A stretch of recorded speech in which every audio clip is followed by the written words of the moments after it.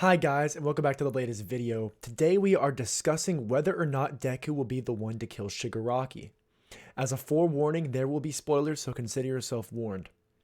In chapter 304, the predecessors, specifically Nana Shimura, have asked Deku to kill Shigaraki and question his ability to do so.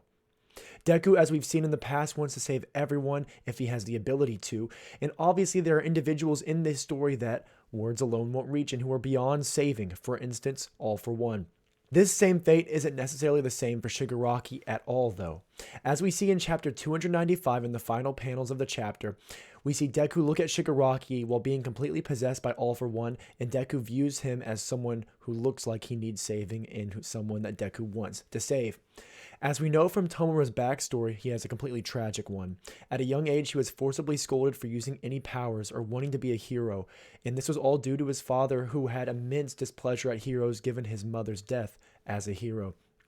He viewed heroes as being selfish and abandoning their family, and so his father wanted no one to follow in the same footsteps that his mother, Nana Shimura, took. In immense despair and with complete lack of control of his abilities, Tomura as a child kills his family and is eventually taken under the wing of All For One, who groomed him to be the epitome of evil and darkness. From Tomura's youth, we can tell he was a troubled individual and often overcome by emotion, but he wasn't inherently a bad or evil individual.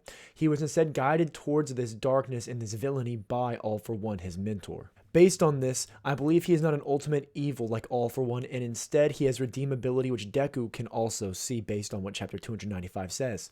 Deku can see a part of Shigaraki who wants to escape this cyclicality of villainy, and part of Shigaraki who no longer wants to be a mere pawn of All For One's plan. Based on all of this, I believe Deku will deny Nana Shimura's proposal to kill Shigaraki, and instead will follow his own path to instead save Tomura. Deku being a quintessential anime protagonist, as we know, they often don't kill individuals. Instead, the villains are either completely defeated and overwhelmed, or they are redeemed and changed from the main character's actions.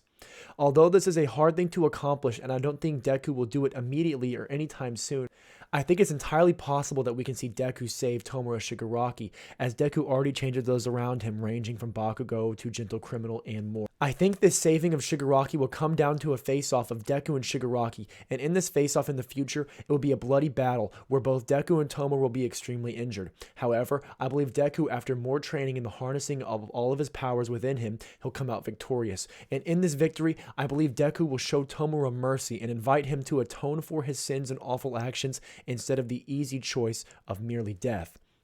In this moment, I believe it will be a struggle for Tomura to accept such a proposal, and he'll likely request that Deku just finish him off instead. But Deku showing true compassion Tomura has never experienced, I believe after that it will awaken the kid within Tomura who just wanted to be accepted and loved, and in this moment I believe Deku will turn Shigaraki from his evil ways. However, I don't believe this will be near the end of our story, because All For One will still be lurking, and due to his recent escape, he will be regaining power and assembling a mass of individuals to fight along his side. And perhaps Tomura, after being saved by Deku, will join the battle on the side of the heroes and flip the scale in their favor for them to amass power and defeat All For One and the villains once and for all.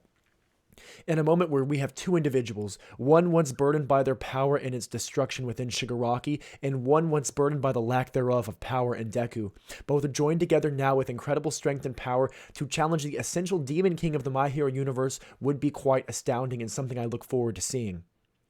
Although just a theory, I think based on the character of Deku, the archetype of a shonen protagonist, and the comments made in chapter 295, I think it's entirely logical that the sequence of events in the saving of Tomura Shigaraki are entirely possible.